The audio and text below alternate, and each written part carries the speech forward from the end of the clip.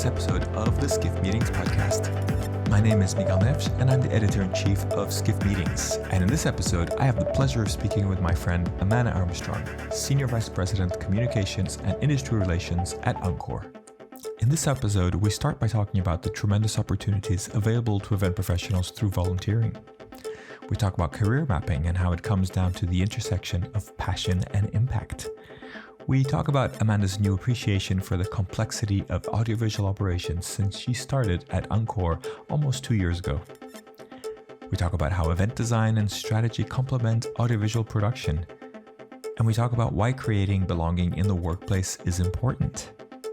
We also talk about why event professionals need to be in tune with human nature and the importance of being an ever learner in our career progression. I hope you enjoy listening to this conversation, and don't forget to check out the other episodes of our podcast.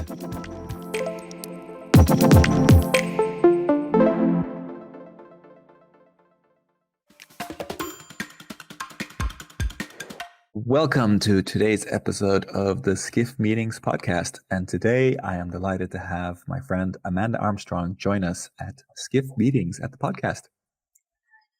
Hi, Miguel. Nice to be on your podcast. Longtime listener. Oh, thank you very much. I just learned that, so I'm very happy to hear that. So, Amanda, we've known each other for a little while, a quick few years. You're now Senior Vice President, Communications and Industry Relations at Encore. So congratulations. I think it's been about a year now, or just over a year, right? Yeah, I'm coming up on 2 years in January. So, a lot of reflection, but yeah, it's been good getting through my second year. I feel like that's always, first year is just fire hose, and the second year you're actually seeing the impact. So 2 years in January. Excellent. So would love you to start by just telling us a little bit about your history, your story, your journey so far, if you will. And I'd love to understand the first moment when you kind of understood the events industry, understood business events as an industry, as a thing. And maybe that was in college, maybe that was before. I think for a lot of people, it comes somewhat naturally, but not necessarily a sort of obvious route. So start wherever you'd like to start. Oh, I love it. No, it definitely was college. So I think you know that I'm from Colorado originally. And and I grew up there. And so when I decided to go to University of Colorado, which is where my dad also went, so a little bit of family pressure, I went thinking, how can I create some micro communities at this really large university? And so I joined the CU Snowboarding and Skiers Club, which had thousands of members, and was going to their annual, their monthly meetings, learning about different ski equipment and the resorts and watching Warren Miller films and, just making friends. And then I found out there was a spot open on their board of directors. And I was like, what's that? It was volunteer and it was organizing basically chapter events and their membership. And so started getting into that. I mean, it wasn't altruistic. They paid us in season passes at ski resorts. So definitely, there was a payout there, but we started organizing trips over Thanksgiving break, the holiday break, spring break for hundreds of skiers and snowboarders, put them on buses and send them to Utah, Wyoming, Montana, all over. And we'd organize everything from, the meals to the accommodations to the activities, the ski passes. So we were managing P&Ls and registrations. And that was kind of my first at 18, my first access into events and really experiential events, and it was great. And I've been addicted ever since. That's quite well, I love it how you went from sort of school trips and kind of something that sounds like a lot of fun to P&Ls and sort of got quite serious quite quickly there, right? Yeah, we did. I mean, honestly, like you think about it now, the liability, I can't even believe the university let us do what we were doing, taking a ton of underage students off campus to do who knows what with a lot of beer and skiing and après ski. But we were signing contracts, with, accommodations. We would rent out huge condo complexes where we would have 6 people in a room. And so, we had to know our contract negotiation. We had to negotiate. We bought a lot of insurance. So, it sounds a lot of fun, but as most event organizers know, there's a lot of risk, liability, emergency planning, and also problem solving alongside all of these really fun ideas when you start to plan and orchestrate an event. Yeah. So then take us through your career after that. You then, I know you spent a lot of time at Enterprise, but you had a few other jobs in between, right? I did. Yeah. So, after college, the ski bug was in me. So I moved to Santiago, Chile to work for Portillo Ski Resorts, which the job never really manifested. I was going to be backcountry, but they had a bad ski season. And so we ended up, my ski buddy and I, we just got jobs in Santiago, and I worked for a newspaper, the Santiago Times down there, because my degree was in international relations. So it fit, and I wanted to, better my Spanish. And then I met, someone that worked in the luxury travel industry, and he was there on a trip and said, "Hey, there's this company in St. Louis, Missouri called Intrav, and they hire kind of, operations and logistics specialists, and they send you all over the world. It sounds, glamorous, but really it's just a lot of, pre-planning and site visits and advancing." And I said, that sounds a heck of a lot better than grad school. So I deferred and moved to St. Louis, sight unseen, really. And I was with a luxury travel company there for 5 years. And they sent me all over the world. It was an amazing experience. Again, lots of logistics, contract negotiations with airlines, riverboats in Europe.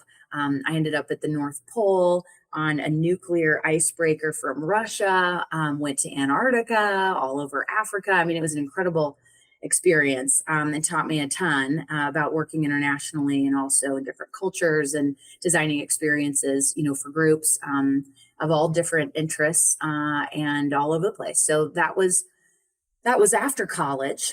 And it was amazing, but it was a ton of travel. And so I was looking for another gig that was less travel and more domestic. And that's when I moved into Enterprise Rent-A-Car. And I was there for 14 years. And it was an incredible experience there, building a team and orchestrating their international and national meetings, mostly internal.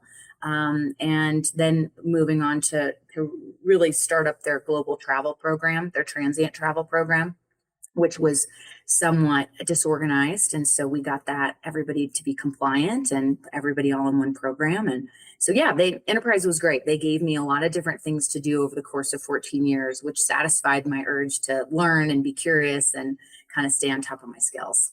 A lot of room for growth there. It's a big company, right? So a lot of different areas. If you think back of those 14 years, is there one or more events that really stand out for you in terms of something that you were able to achieve, or some kind of really interesting design that you were able to do on your initiative? It was probably one of the very first large events that I did with them.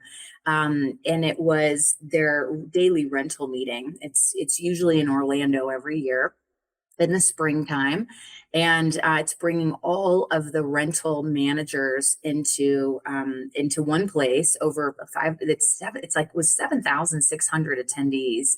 So it's over the course of 3 days, 5 different hotels. So the logistics in managing, over 50 buses bringing people to and fro, and all of the the simultaneous general sessions, the breakouts. I mean, it was a big puzzle to solve for, and it was really great. Actually seeing how we came together, and it was completely staffed internally, which I was like, I couldn't believe it. I was like, we used a DMC. Hello, which of course is still a partner with Enterprise and also a partner of mine.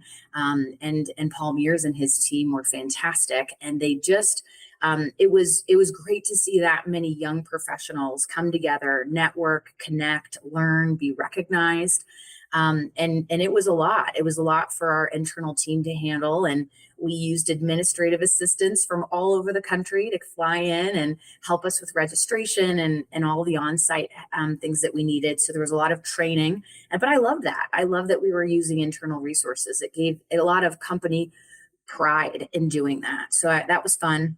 So I think that was one of the biggest things. And of course, we had a we had the fun part was, we rented out, I think it was like downtown Disney one night, and we had concerts, and we had the Beaches of the World beach party all over the golf course at the Marriott World Center, and we had a pub crawl within all the ballroom spaces and designed different different types of environments for people to walk around internally. So we just did a lot of fun, creative stuff in the evenings, but I really loved the logistics and the people movement and the programming and just the event design of it for that many people.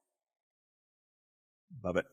And simultaneous with all this, I think we met really through MPI, and you were on the board, and then eventually you were chair for quite an interesting period of MPI. So take us through that sort of volunteer leadership journey for you. Well, I'm glad that you raised it because it really was career defining for me. And so I would say if anybody's listening and thinking, gosh, how do you decide what you want to do, or how do you upskill, or how do you do something outside of your job responsibilities? I mean, I really do feel like volunteerism is the way to do it. I had gotten a job before the enterprise job, and I realized that I kind of oversold myself a little bit in the interview in certain areas. And so I had kind of oh no, I need more training. And so I reached out to the local chapter in St. Louis of MPI, and I started attending their meetings and then got involved in their local chapter leadership program, which was just great networking for me to meet some peers. And we had a phrase then, you buy MPI. And so a lot of the suppliers were a part of that chapter, and I got to know them as people. And our industry, Miguel, it's a relationship-based industry. You develop a lot of trust with people. You want to know their values, because when you have an event, I mean, that's your baby, that's your Super Bowl. Like, everything's resting on that. So you need to know that people have your back. And so, yeah, I just started doing more business with the suppliers in that chapter. And then all of a sudden, St. Louis was selected to host WEC. And so Kitty Ratcliffe, who is a dear friend and longtime mentor of mine, asked me to co-chair. And so that was great because I got exposure, to MPI far beyond a local chapter level. And that really opened my eyes and really made me grow as a leader. And then I raised my hand to apply for the board of directors, and that's where we met. And I was on the board for 7 years, which is crazy looking back. But I started off as just a board member, and then raised my hand for, the vice president of finance, because we were looking at different revenue models as an association, and we ended up acquiring Plan Your Meeting. And I'd never done anything like that. So it was great learning. And again, this is all volunteer, right? Outside of my job responsibilities at Enterprise, who was incredibly supportive of me growing in this way. But I mean, who gets exposed to, mergers and acquisitions, as in their early 30s, if you're not sitting in Wall Street or, in finance. So that was really cool. And yeah, and then I was asked to serve as the chair. And so I had 3 years as it's chair-elect, then the chair, and then I had 2 years as the past chair because COVID hit. And so Paul asked Steve O'Malley, Paul Van Deventer, the CEO of MPI, asked Steve O'Malley, the current chair, to stay on and me to stay on, just for continuity, because so much was happening. So yeah, that 3-year board commitment turned into 7 overnight, which I'm grateful for, because there's so much learning there, and it really did. The friendships too. Everybody on our board, including you, I still have such great memories, and also really a lot of respect for the leaders that I served on the board with, and still do to this day. So tell me a little bit about the jump to Encore. Obviously, Encore is a massive company, big player in the space. I think nobody would argue with being the largest AV company in the world. Of course, do other things as well. But it does seem like an interesting jump because Encore is such a big company, planning role, very, MPI chair, etc. And then jumping onto the AV world in somewhat of a sales role, not a full sales role, like a lot of different angles to that. But I'd like to hear that from you. Yeah, for sure. No, I think, and this, I'm sure everyone has gone through a moment in their career where they're like, okay, what's next? What am I doing? And I feel like that's one thing that I really want to highlight. I feel like when you're thinking about your career journey or career mapping, to me, it comes down to the intersection of passion and impact. And and I think that that's a hard target to find because it's always moving. If you're looking at yourself and analyzing kind of what is your passion, so aka what brings you joy, and then what is your impact? Well, what brings you joy might change. Obviously, it did for me. I mean, international travel, skiing adventures to international travel to organizing large corporate meetings, like all of that brought me a lot of joy. So it does evolve. So you got to kind of keep an eye on that. And then also the impact you have is directly related to your skills and experience. And how you can drive results. And that's going to change too, based off of what you're doing, what you're around, what you're learning. And so I feel like it's a moving target. And I think during COVID, it was a real time of reflection for me when the two things that I love the most, outside of friends and family, of course, are meetings and travel. And it was illegal to do both. So I think it was a real shakeup. And I think, obviously the whole industry was really kind of demolished. And then we were starting to rebuild. And in that moment, I said, what role do I want to play in rebuilding our industry? And of course, I still love enterprise and I'm completely loyal. Incredible leaders there, my old team, a lot of the employees, and the mission and vision of the company is so strong, as well as the family ownership. So nothing wrong there, but they're a mobility company. And so I thought, if I'm going to have an impact, I really need to move into a company that is 100% centered around the events industry. That's where I'm going to have the most impact in this next chapter. And the need was a rebuild. And my passion was still the same, connecting and inspiring people through events. Which is actually the mission of Encore. So it was kind of a perfect match when I started to look at what they were trying, what their mission and purpose is as a company, but then also where were they in their journey? And they were looking to rebuild differently. And when I kind of dug into that, it was values that were really important to me around DE&I, around bringing more women into audiovisual and tech. That was important to me, on creating a different culture that's more inclusive, that's centered around belonging.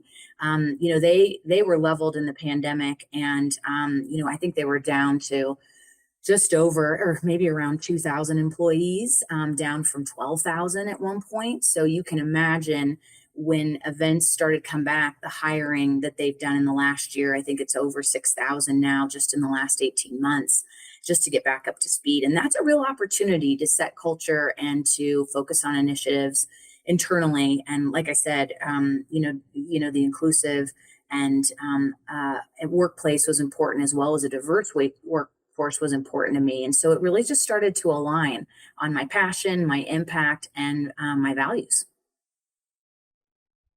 So has this made it easier for you to explain to your family and friends that aren't in the industry what it is you do?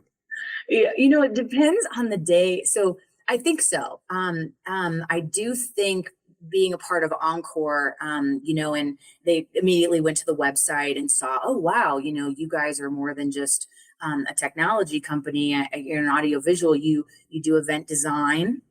You do event strategy, you do production, you have solutions for your customers. And I'm like, we absolutely do. So I think they now see the bigger picture. I think when I was at Enterprise, the stories that I would tell were mostly, and it's the ones that all you event professionals know. It's kind of the big wins and also the big nightmares. And so I think my family was like, we know she brings a lot of people together. There's always issues, especially the one time when there was the hurricane in Florida and we had to evacuate 700 people out of Orlando. So we luckily put them in rental cars and we got our fleet out and we got our people out. But that was a really stressful 36 hours. So I think for a while, my family thought that I was somehow involved in evacuations. And from events. But yes, I do think, Miguel, it helps now. letting people know that, the company that I'm a part of is really solutions, end-to-end solutions for meeting planners. Whether you're doing breakouts at a hotel or you're organizing something much larger for thousands of people, we will provide the solutions there. And working in my department, which is marketing and being over communications and industry relations, is really rewarding for me. So I'm not doing the logistics and operations anymore. I do a little bit with industry relations, which is fun. But yeah, I'm out of that ops role now and more sitting on the corporate side. You miss the ops role? Of course, I think when you are, that's all I've done. I think I love the thrills. I love the planning. I love the teamwork. I love seeing your work manifest around you. I think that's a big thing. I think that's a big motivator why so many event professionals do the job we do, is because we actually get to see all the hard work happen, and be a part of it, feel the energy, see how attendees feel included and are inspired, and you see their faces. And so it makes the late nights and the last minute changes and the problem solving all worth it when you're on site and you get to see it all manifest. So almost 2 years with Encore. Mhm. Curious about how you look at audiovisuals and production today compared to how you looked at it in your previous role or in the life before working for an audiovisual production company. Yeah, so that's a great question. I mean, for me, I always knew that it was complex. We use several audiovisual providers and production providers at Enterprise along my 14-year journey. So, and they were an extension of our team. They were family to us because they had our back, and there was always, there's always issues with technology. So I always knew it was complex. I think being a part of such a large organization, with over 10,000 employees at this point across multiple countries, just the enormity of our warehouses, our equipment, transportation, the way we get equipment from place to place, the training involved. Encore University is top notch as far as employee training that I've seen, and I've been around, with my service and with the associations. It really is preparing our team members for a career, and it's more than just tech videos and training. It's leadership and communication styles. I mean, you really can have a career at Encore. And I think that piece of it, I never knew. I mean, I knew there was training, but I didn't know the investment that this company was making in its team members for the long haul. And that's, it was something that opened my eyes, and also, to the buying, the supply chain of how much equipment we buy, and how to keep it organized, and tagging it and shipping it, and there's a whole logistics piece behind supply chain and equipment management that is I always knew it existed, but now I know much more about operating a business of this size. So I think the complexity is what I really opened my eyes to, and then also the level of training that is for our professionals. I really have a larger respect for them as individuals, because I always knew our audio, our A1 as we call it, our audio one or our video one guys. It's like I knew that they'd been doing their jobs for many years, but the technical expertise that they need to know all the equipment, to know the latest and greatest, and also to problem solve on site, that's years and years of technical training. And it's nice to know a little bit more about it, having sat through some of those courses just to get better knowledge myself.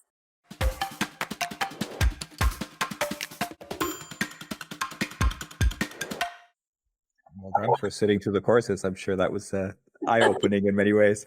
Just a few. To keep me honest, Miguel, just a few. When I was onboarding, I'm like, I should get in here and start learning, because I wanted to have the proper terminology, just to be legit when I was on site. I like it. As a previous AV kind of worker myself, I think my knowledge is probably 20 years out of date now, so I probably could use a few of those courses. But you're also a certified event designer, and I know that's part of what Encore does. And I guess I wanted to kind of ask about how much event design is really involved with Encore, and how much do you what kind of teams do you have involved in that? How does that work? Because I imagine the equipment, the audiovisual is the bulk, but event design is obviously an important part of it as well. Absolutely. So I think this, this division was stood up before I obviously came aboard just 2 years ago. But it's led by Christine Kiesling, and she has a team of event strategists. And basically they do.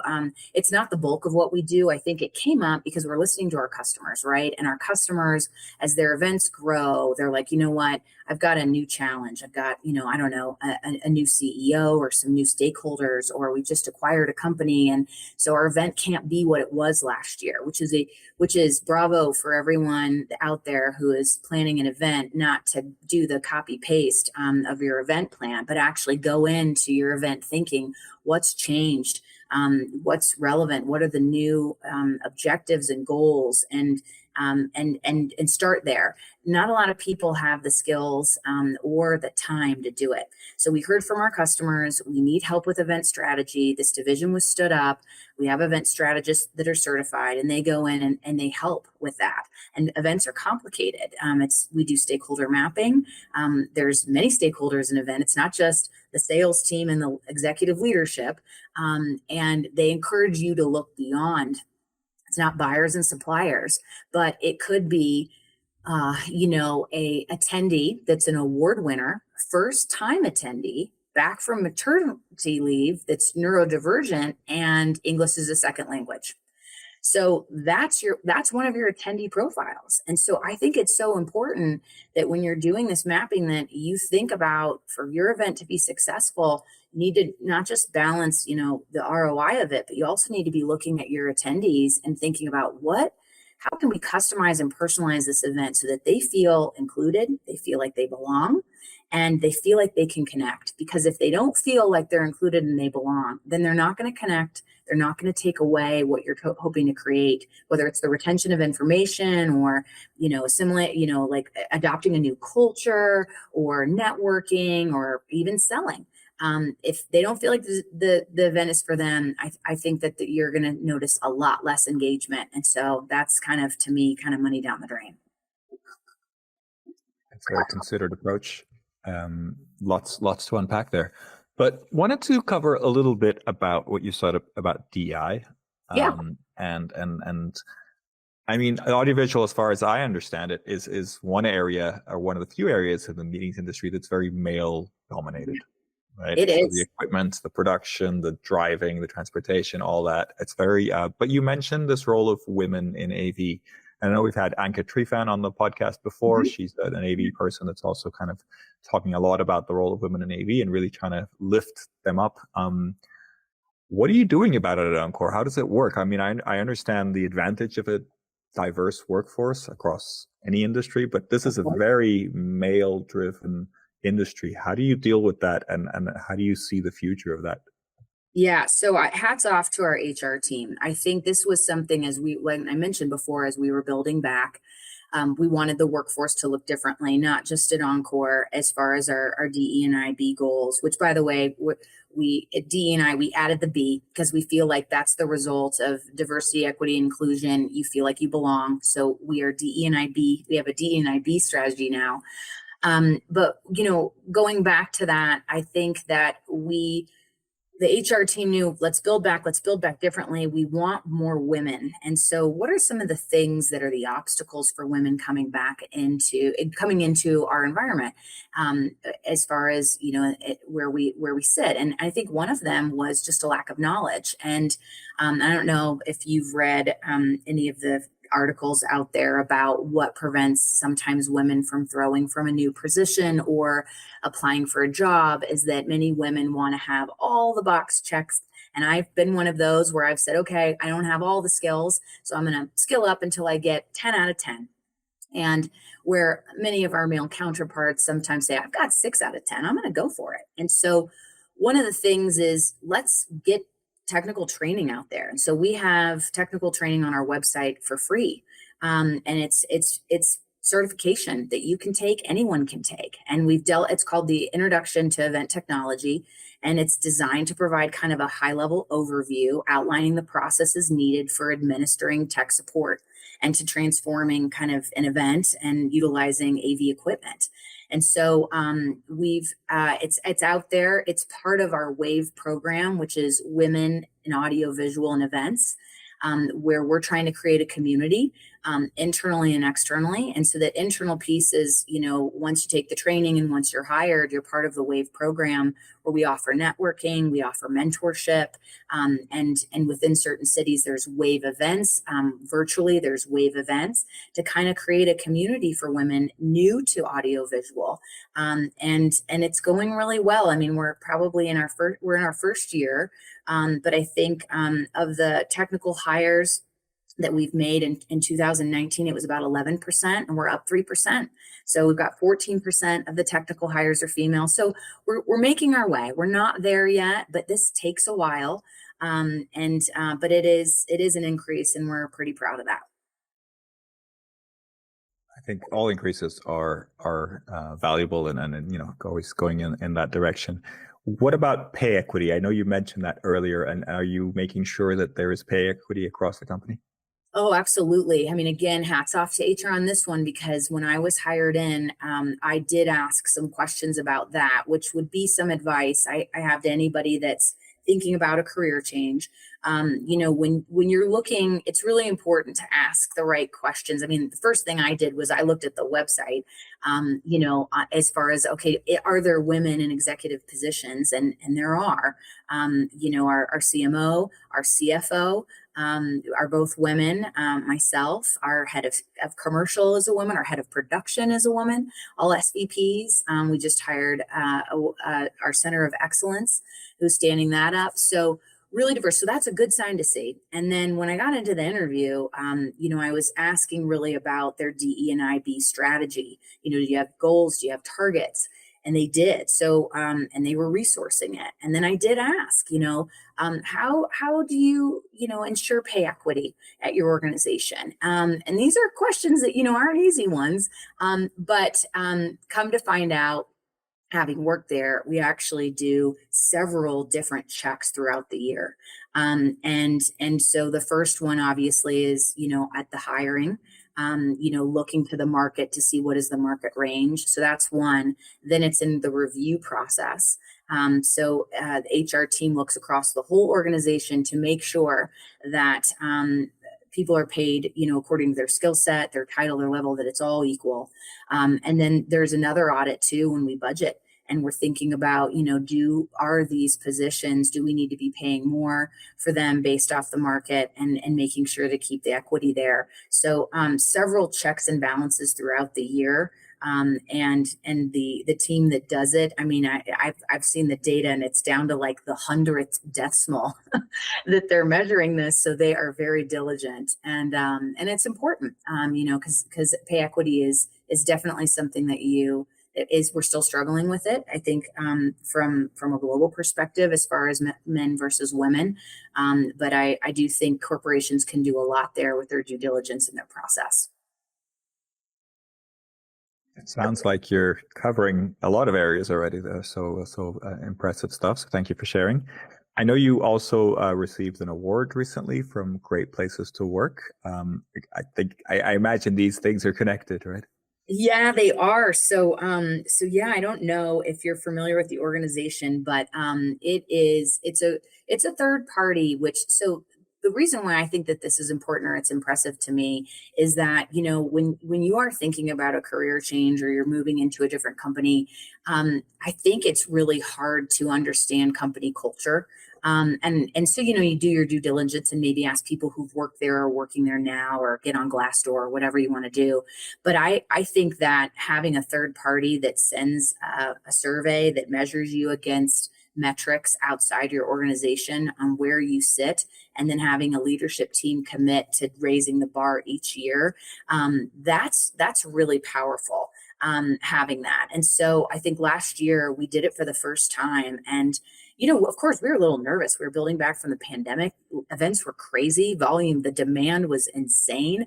And we got certified. And so we were thrilled. We got access to all the survey results. We went through them. Each department is given theirs. We're challenged to go and pick a couple areas to have year over year percentage growth in those scores. And then so just, yeah, this fall, we got our second Great Place to Work certification, and we were recognized in actually more countries, 7 now. So it would be Australia, Austria, Canada, and Mexico, New Zealand, UAE, and the US. And so, and that grew from last year. So we were really excited about it. And it's a great way, it's a good anchoring principle, which is one of our strategic pillars for next year, is to be creating a great place to work for all. That's one of our pillars. And so all of our plans need to have something around that, around leadership, around retention, around teamwork and communication, all the big things that make a place great to work. Love it. I think that's a nice way to bring things together, right? Because you've working on all these different initiatives, but ultimately it's the result you want, right? That belonging, that having a great place to work is, the end result that you're looking for. So you must be proud. Yeah, I think, it's leading to what I mentioned before as the belonging, right? That's the outcome that we want our team members to feel. And as leaders, I think it's our job to make sure that we are creating a sense of belonging in the workplace. And there's a lot that goes into that. But it makes sense for us to do it internally, because we're really trying to do that externally with our attendees, because we want them to come together and feel belonging. So I think you've got to do it in both places. And I think internally, I've been impressed with, we have employee resource groups. We call them BRGs, but it's an employee resource group. And we've got several of those to have those micro communities like the WAVE community. And that does help, I think, create a sense of belonging at a big corporation. And it's also what we're seeing in some event design, is creating those micro communities at large events, so you can find your people and you can connect on topics or values or challenges that you have in common. And that just makes your event experience also more rewarding. I love that you're trying to kind of do what you do for your clients, but also internally. I think that makes a lot of sense. So I want to go kind of bigger picture now. I want to talk about kind of how you're seeing the industry right now. Obviously, it's still a bit of a transition period. We're still trying to figure out what the new reality looks like. But are you seeing any challenges that maybe we should be paying more attention to than we are? Yes. Just, workforce, really. That to me is what just keeps popping up. The strikes that were in LA, I'm based in Southern California and San Diego. And so our neighbors to the north were really struggling with that. And then also we just, what was going on in Las Vegas, with the casino teams and their negotiations. I really think that we need to be paying attention to workforce issues because it's so disrupting for all of us that are kind of working in the events industry when there are strikes. So, the way I kind of think about it is, we really need to be serious about recruiting top talent and retaining them for the long term. And that'll be key for our industry's prosperity, in my opinion. How do you do that? We've taken a look at, I think looking at the new value system and adapting to how we work and when we work and why we work, and making sure that we're relevant to our team's needs. So to me, we need to be advocates of the events that they can transform organizations. And we're looking about how we can build those micro communities that I mentioned. I think that's the way that we retain them. But then I also think we need to recognize their skills and pay them, what they're, a fair and equitable wage, so that they really feel like there is a career path in the industry. Because I do think that pay, that equity, that work-life balance, all of those things come into factor in our industry. And if we value their talent and their skills, we need to be paying attention to what they value and what they want in an employer or in a work environment. I'm really glad you bring that up, because I don't think we address that too much in our industry, right? Because it's a wider problem. It's not necessarily an industry specific issue, but that doesn't mean we shouldn't address it, or it shouldn't be one of the challenges that we're kind of looking at, right? Absolutely. So what about if you had a magic wand and you could kind of change something about the industry, or change an attitude or something that people ask you for that annoys you, I don't know, anything like that. If you could just magically change something in the industry, do you have any idea what that would be? Well, probably just because I was just talking about it, probably work-life balance for all of our event professionals out there and our technicians, anybody in our hotel partners and all the hospitality workers. I just feel like the best part of our industry is the wonderful events, but the hours around them and the stress around them and the changes. If I could somehow wave a magic wand and take the stress out of events, but keep the thrill of executing it and the payoff of seeing everybody inspired at the end, that's what I would do. And that would require a lot, Miguel, because the event schedules are crazy in our industry. The hours are crazy. Stakeholders sometimes don't understand deadlines or timelines or the trickle down of the little change they make close to an event, the impact that has on an entire team and maybe even an entire hotel. So if I could wave that wand, it would be everybody have a shared understanding of event logistics, and also everybody be wiped away of the stress that comes around executing events. Wonderful wishes. I wish we could make that happen, but somewhat in the nature of events, I would imagine. So what about the how you see events in the future? If you could think of an event in 5 or 10 years time, do you think it's going to look very different to today?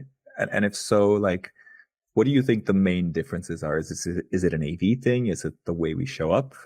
Are we all going to be wearing VR headsets? I mean, obviously that might be a bit utopian, but what do you think? So I think technology will obviously play a part, right? We've seen just in the very short time that AI has been around what it's been able to do. So technology is going to be there. But I still think people will come together in events seeking a sense of connection, more an in-person connection. And I think, to me, it'll really be about getting personalized and to figure out what is that connection for that audience. And creatively how to connect those people across space and time, and kind of breaking down old and tired event formats and thinking really out of the box, which is scary for a lot of Plan A or Type A planners, or maybe conservative stakeholders. But I think we need to be really in tune with human nature and how people want to work and connect. And when we start listening and making decisions around that, and I mentioned, that sense of belonging and inclusion and designing events around that, I think we can use technology to help get us there. But I ultimately think we want the in-person connection, and not necessarily to be behind goggles or, in a room surrounded by technology all day. I think we want to be with people. I think we want to be in nature. I think we want to have all those things a part of our event experience in the future. I do think we want to be people, so I'm glad you agree there. So last sort of general question for you. Want to get your thoughts on future young generations in the industry and really advancing their career. So I guess this is a two-part question, which is, how do we attract people into this industry? Because like you said, there's these long hours. The pay is not necessarily great. And maybe some of those perks of traveling aren't as desirable these days if people are kind of working remotely or things like that. So I think there might be an issue of attracting people in the industry, and it's hard to recruit talent. But also, once you have the talent, what about people that are wishing to grow in their career? You've already mentioned a bit, but wanted to get your kind of thoughts on how to encourage people to do that. Yeah, sure. Well, I think attracting people into the industry, I do think that we need to provide a career path. I think we need to be very intentional about that. And that's kind of why I mentioned the Encore University and me being so impressed, that you can take classes anytime. They're all accessible so that you can pivot. And if you are doing operations in hotels and you want to go into something else, you can take those classes on your own, bubble it up to your manager. I think that we need to be more intentional about that, about career pathing, because I think that's how you retain somebody for the long term, is you grow with them and you provide them opportunities. Obviously, it needs to be, it needs to be a fair and safe work environment. Work-life balance needs to come into play. I think we really do need to take a look at the challenges women face in event industry, as far as if they have childcare, elder care responsibilities. How are we looking at that with these long hours and balancing stress? So I think we need to holistically look at the events industry and really ask that question: why would somebody want to work here?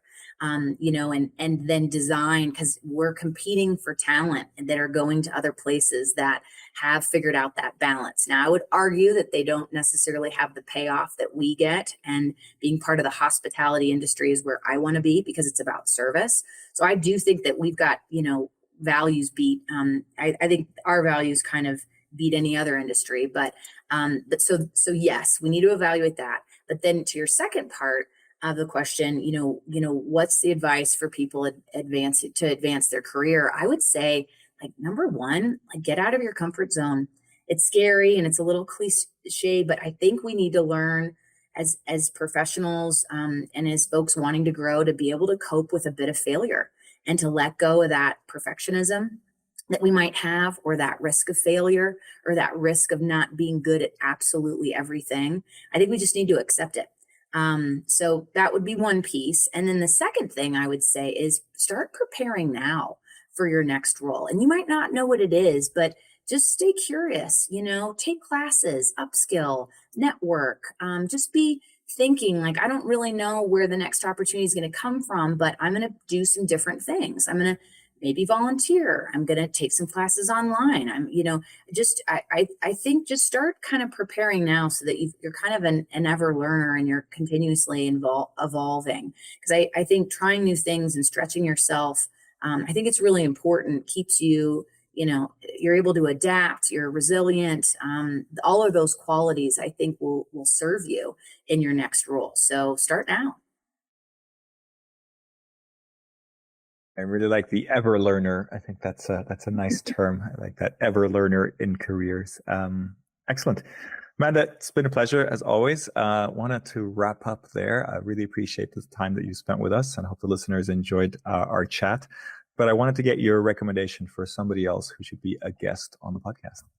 Well, I would say Michael Bush, who is the CEO of Great Places to Work. I was able to see him in an industry event on stage talking about his leadership style and his company and what he's trying to do. And I really respect his mission. So I would say Michael Bush would be the next person to have on the podcast.